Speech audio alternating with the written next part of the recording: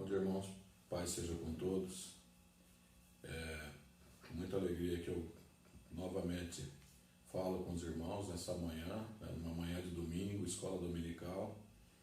O Senhor tem preparado esse canal de bênção para nós, através do YouTube, da igreja, os cultos online, a escola dominical online, para a gente passar esse momento aí de pandemia do coronavírus, onde, por uma determinação da lei, a gente tem estado no estado de confinamento. Na manhã de hoje, eu quero tratar com os irmãos de um texto que está em 2 Reis, capítulo 4, e vai estar entre o versículo 8 e 34.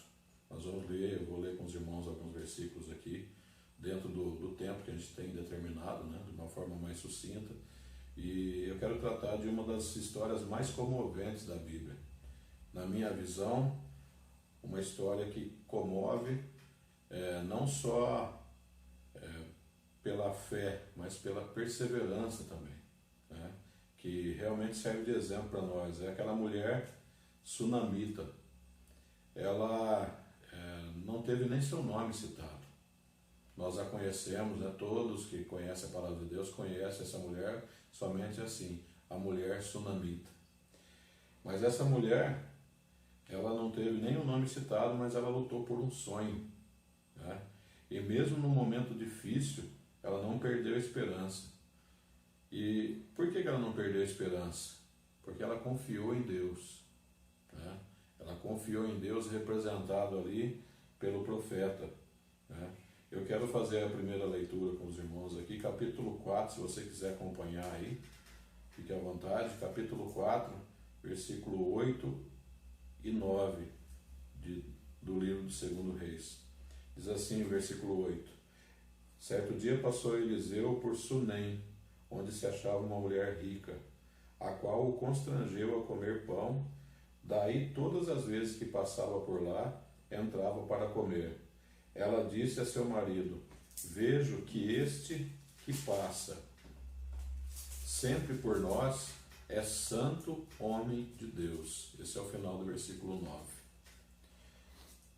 Para ir até o Monte Carmelo, que tinha 525 metros de altura, só para a gente poder dar uma luz aqui a essa palavra, o Monte Carmelo então tinha 525 metros de altura. Eliseu e Gease, que era o moço que trabalhava, que ajudava ele, o ajudante dele, eles ficavam muito cansados, mas imagina só, eu não sei dizer para você quantos anos Eliseu tinha nessa época, mas ele já não era mais um menino. E ele ficava cansado, e sempre que eles passavam por Sunem, uma cidade rica, ele, durante esse trajeto, qualquer pessoa naquela cidade poderia servir pão e água para eles. Mas somente essa mulher, somente aquela mulher, ela teve essa visão sobre a necessidade que eles tinham.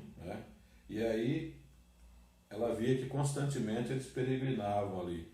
Eu quero chamar a tua atenção para o versículo 8, na parte que ela diz assim, o versículo 9. Ela disse a seu marido: Vejo que este que passa sempre por nós é santo homem de Deus. Olha só, Sunem era uma cidade rica, de pessoas que tinham a sua importância, mas essa mulher, ela também é uma mulher rica, mas ela notou, somente ela enxergou que passava por ali um homem de Deus. Então a história da mulher sunamita, ela começa pela visão da mulher, pela visão. Ela começa por uma visão que não é qualquer pessoa que tem, mas somente aqueles que procuram algo especial em alguém. Ela teve uma visão de que ali passava um homem de Deus. No versículo 9, ela termina dizendo isso: Passa sempre por nós, é santo homem de Deus. Ora, ninguém tinha apresentado Eliseu para ela. Ninguém tinha chamado ela de esse homem que está passando é um profeta. Mas ela observou que aquilo que ele fazia era importante. Por quê? Ele ia até o Monte Carmelo, ele e Gease, o moço, e aí eles voltavam cansados e passavam por aquela cidade. Durante o trajeto, qualquer pessoa da cidade poderia servir eles, poderia notar, mas somente aquela mulher. E por que ela teve essa visão? Ela teve uma visão sobre a necessidade deles. E aí, a palavra de Deus diz assim que ela constrangeu eles a comer pão, né? E eles peregrinavam por aquele caminho sempre. E ela notou se tratar de um homem de Deus a serviço do Senhor, né? Muitas vezes, irmãos, a gente não observa aquilo que Deus está fazendo e nós perdemos por causa disso. Essa mulher, ela observou que quando aquele homem passava por ali, sendo ele um homem de Deus, ele então representava o que, irmãos? Ele representava a presença de Deus naquele lugar. Porque assim que ela nota que se trata de um homem de Deus, ela automaticamente diz assim, Deus está aqui, através da vida dele. Nós sabemos que no tempo dos profetas, não era como hoje. Hoje nós vivemos no tempo da graça. Então, naquele tempo, algumas pessoas recebiam o Espírito de Deus, os profetas. E quando eles estavam num lugar, eles representavam ali o quê? A presença de Deus, porque somente eles traziam a palavra de Deus. Olha só que visão espiritual que essa mulher teve, que revelação ela teve. Ali passava o quê? Um homem de Deus. Continuando aqui a leitura, para a gente poder dar um pouquinho mais de luz aqui, versículo 10 até o 12 agora. Façamo-lhe, pois, em cima um pequeno quarto, obra de pedreiro, e ponhamo-lhe nele uma cama, uma mesa, uma cadeira e um candeeiro. Quando ele vier à nossa casa, retirar-se-á para ali. Um dia, vindo ele para ali, retirou-se para o quarto e se deitou. Versículo 12. Então disse ao seu moço Geazi, chama esta sunamita. Chamando a ele, ela se pôs diante do profeta. A sunamita, ela entendeu que ter um homem de Deus na sua casa lhe traria bênção espiritual, pois era como se ela estivesse recebendo o próprio Deus, né? Então a gente lê esse texto aqui, olha que visão, irmãos. Ela reconhece que ali se tratava de um homem de Deus. E depois, através da vida de Eliseu, ela faz o quê? Ela traz Deus para dentro da casa dela. Então ela diz para o marido, vamos construir um quarto, vamos fazer isso com obra de pedreiro, ou seja, ali ela está dizendo assim, não é qualquer coisa, não é armar uma tendinha não, vamos fazer um quarto para ele. E ainda ela faz a descrição do que ela queria que tivesse no quarto, obra de pedreiro, e ponhamos lá uma cama, uma mesa, uma cadeira e um candeeiro. E quando ele vier à nossa casa, retirar-se-á para ali. Ou seja, vamos dar uma acomodação para ele, que ele se sinta bem aqui, que agrade o homem de Deus. Ou seja, quando Deus se faz presente na nossa casa, a nossa casa tem que ser o quê? Um lugar que dá o quê? Que dá para Deus o gosto de estar ali. Trazer Deus para dentro da nossa vida é assim. O que essa mulher fez? Ela trouxe para dentro da casa dela a presença de Deus através do profeta. E essa preocupação de acomodar bem o profeta é exatamente a preocupação de que ele não deixasse a casa dela. Porque ele poderia chegar ali, dormir uma noite e dizer para ela assim, olha, dormi, gostei e tal, mas como você só botou uma caminha aí no canto, eu não tinha nem água para beber, nem nada, eu não vou ficar mais aqui. Então ela quis fazer o quê? Não só atrair para dentro da casa dela o profeta representando a presença de Deus, mas que permanecesse ali. Eu quero dar mais um passo com os irmãos na leitura aqui, porque o texto é grande, então não quero demorar muito, né? Não quero que essa gravação se alongue muito. Versículo 13 agora, até o 17. Esse dissera a seu moço, dize-lhe, eis que tu nos tem tratado com muita abnegação. Olha só, o profeta reconhecendo o esforço da mulher. Que se há de fazer por ti? Haverá alguma coisa de que se fale a teu favor ao rei ou ao comandante do exército? E ela respondeu, habito no meio do meu povo. Versículo 14. Então disse o profeta, que se há de fazer por ela? E Geazi respondeu, ora, ela não tem filho, o seu marido é velho. E disse Eliseu, chama. Chamando ela, ela se pôs à porta. E disse-lhe o profeta, por esse tempo, daqui a 1 ano, abraçarás um filho. E ela disse, não, meu senhor, homem de Deus, não mintas a tua serva. Concebeu, versículo 17, concebeu a mulher e deu à luz um filho no tempo determinado, quando fez 1 ano, segundo Eliseu lhe dissera. Maravilhoso, né, irmãos? refletir de novo. Ela reconhece que ele é um homem de Deus. Ela traz esse homem de Deus para dentro da sua casa, representando ali a presença de Deus. Esse homem de Deus se agrada do lugar e tudo mais, e através dele Deus faz uma obra na vida dela. O que ela mais queria? Ter um filho. Era possível aos olhos dos homens? Não, porque o Geá já diz assim, o seu marido já é velho, mas para Deus não era impossível. Então o profeta chama e revela para ela no versículo 16, por esse tempo, daqui a 1 ano, abraçarás um filho. O que Deus fez, irmão? Deus viu no coração daquela mulher o que ela mais precisava, o que ia alegrar a vida dela. Ela alegrou a Deus, dando lugar para o profeta. E Deus, se alegrando disso, fez o quê? Ele quis alegrar a vida dela também. E aí concedeu um filho. Eu vou ler um texto aqui. A bondade da sunamita em dar abrigo ao profeta, que era ali o representante de Deus, grava isso que eu vou dizer, irmãos. Gerou o desejo de Deus em lhe conceder o que ela mais queria, que era ser mãe. Dentro de 1 ano a promessa se cumpriu por meio da oração do profeta. E ela gerou um menino que trouxe alegria para a sua casa, que a sua casa precisava. A prática do amor gera vida, e a vida em abundância.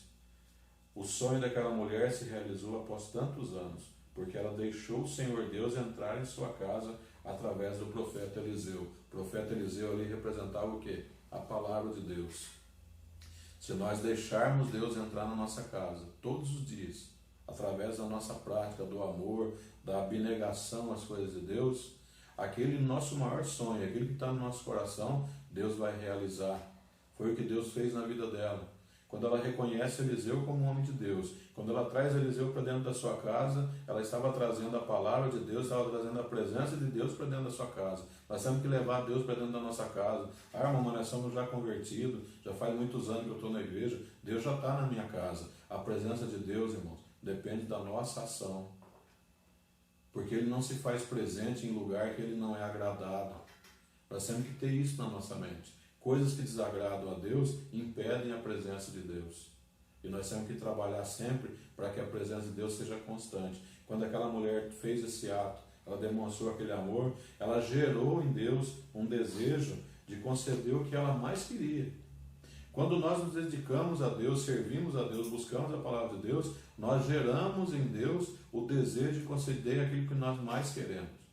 E isso também nos serve de exemplo na vida dessa mulher. Versículo 18 e 19 diz assim: tendo crescido o menino, saiu certo dia ter com seu pai, que estava com os segadores, e disse a seu pai: ah, minha cabeça. Então o pai disse ao seu moço: leva-o à sua mãe. Versículo 19, encerra aqui. Esperar no Senhor requer muita fé. Mas mesmo a nossa fé, irmãos, não evita que a gente seja provado. Por quê? Porque a fé genuína, ela é provada. Daí vem uma outra coisa que nós precisamos ter: a perseverança. E a perseverança o que é? É a certeza de que aquilo que Deus nos deu jamais será tirado, mesmo que aos nossos olhos tudo esteja perdido. Olha só, o menino diz a seu pai que está com dor e volta. Versículo 20. Ele o tomou e o levou a sua mãe, sobre cujos joelhos ficou sentado até ao meio-dia, e morreu. Aquele menino, se você se recordar da leitura aqui, era tudo que aquela mulher queria. Deus entrou na casa dela por meio do profeta e concedeu para ela. Versículo 20 termina dizendo que ele morreu ao meio-dia. Qual seria a reação? Ela viu um filho que trouxe tanta alegria para a casa dela, e que foi um bálsamo para o coração dela, do marido, foi alegria para aquele ambiente, foi, digamos assim, o complemento da vida dela, porque todo casal quer ter um filho, né? Qualquer família se constitui de pai, mãe e filhos. E aí aquilo tudo se completou na vida dela. Mas de repente, todo o sonho dela, tudo aquilo que ela desejava, caiu por terra. Por quê? Porque a criança morreu. Qual seria a reação? Qual seria a minha, a sua reação no momento daquele? Aí vem o que se chama perseverança. A fé, ela persiste se nós acreditarmos que por mais difícil que seja a situação, por pior que seja a perda, Deus vai nos retribuir e vai nos colocar de novo na posição de receber. Então, ela vai, e a gente vai ver na sequência aqui, o versículo 20, eu li ele, vou ler de novo, vou ler até o 34. Ele o levou a sua mãe, sobre cujo joelho ficou sentado até o meio-dia e morreu. Subiu ela e o deitou sobre a cama do homem de Deus. Fechou a porta e saiu. Chamou a seu marido e lhe disse: manda-me um dos moços e uma das jumentas, para que eu corra ao homem de Deus e volte. Perguntou-lhe ele: por que vais a ele hoje? Não é dia da festa de lua nova e nem sábado. E ela disse: não faz mal. E então fez ela abaldar a jumenta e disse ao moço: guia e anda, não te detenhas no caminhar, senão quando eu te disser. Partiu ela, pois, e foi ter com o homem de Deus ao Monte Carmelo. Vendo ela de longe, o homem de Deus disse a Geazi, seu moço: eis aí a sunamita. Corre ao seu encontro e diz-lhe: vai tudo bem contigo, com teu marido e com o menino? E ela respondeu: tudo bem. Aqui no versículo 26, Eliseu prova, usado por Deus, ele prova a fé, porque ele diz, ele já sabe o que aconteceu. Deus já tinha revelado no coração dele. Eu tenho certeza disso. Então o que ele faz? Através do profeta, Deus prova a fé daquela mulher. E ele disse para Geazi ir e perguntar se está tudo bem com ela, com o marido, e olha o detalhe, com o menino. Ou seja, para que não acontecesse ela dizer assim: comigo meu marido está tudo bem, mas o menino está morto.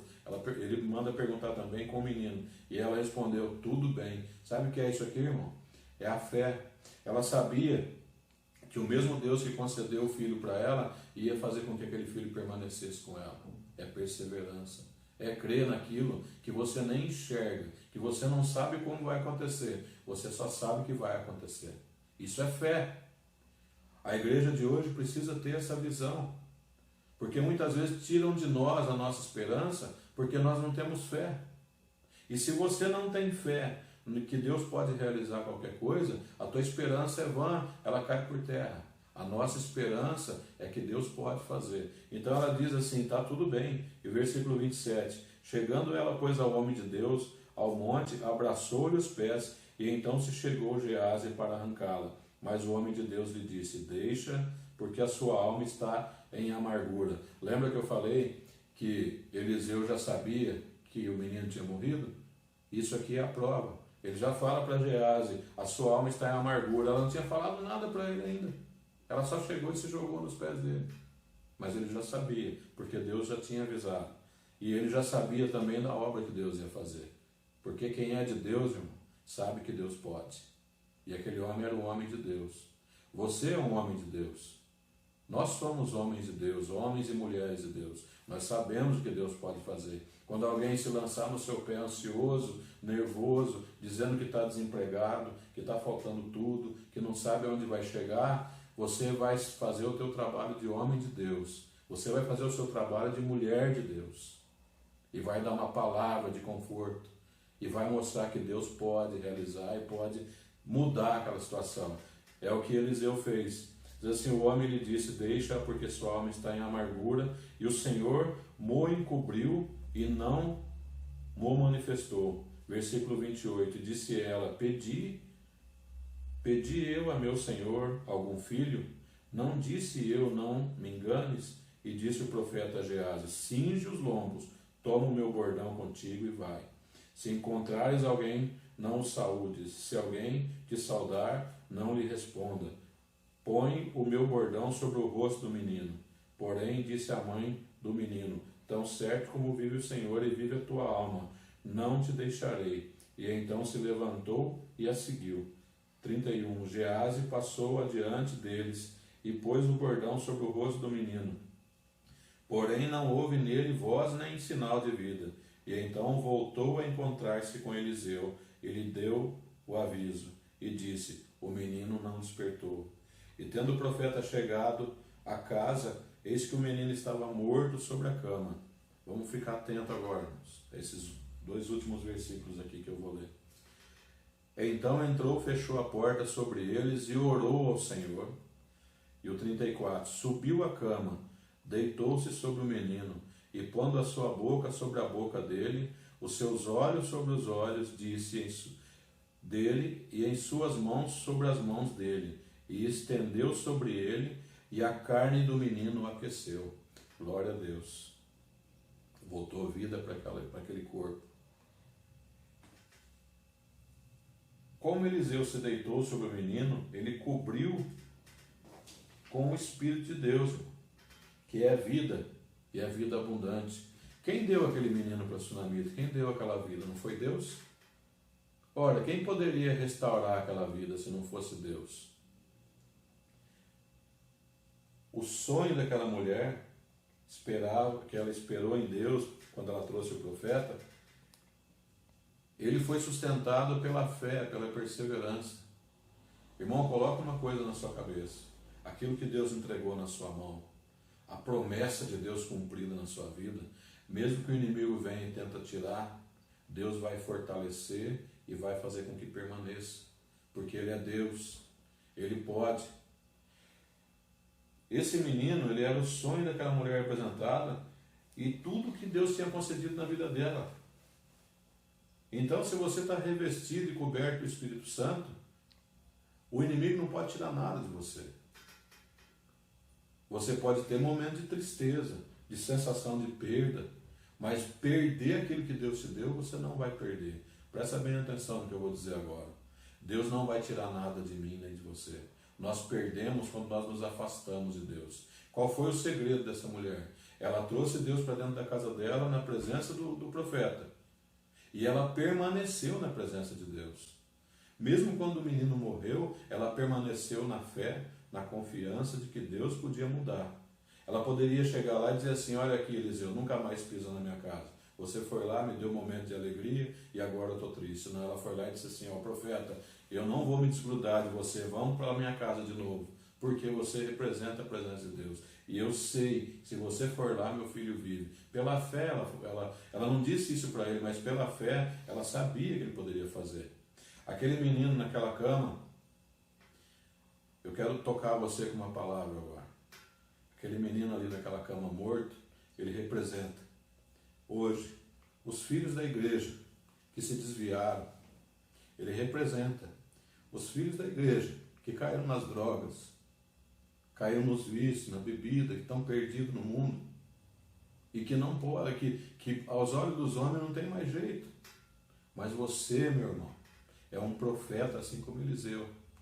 Você é alguém que traz na sua vida a palavra. Então, coloca a sua vida em ação sobre essas pessoas. Espiritualmente falando, deita sobre elas. Passa a tua vida para elas, o espírito de vida que está em você para elas, para que elas se restaurem e elas possam voltar. Essa é a palavra que eu quero deixar para você nessa manhã. Uma mulher que nem nome tinha. Ela tinha um nome sim, mas não era importante a Bíblia falar do nome dela. Tanto que ela era o tempo todo tratada de Sunamita. Mas ela teve fé e ela levou para dentro da casa dela o profeta, representando a presença de Deus. Deus concedeu uma bênção muito grande para ela. E quando todo mundo poderia, ela não falou nada para ninguém, porque ela sabia que o marido podia falar, então não tem jeito, vamos enterrar o menino. Alguém podia dizer, não tem mais jeito, já morreu. Então ela se calou e foi até o profeta.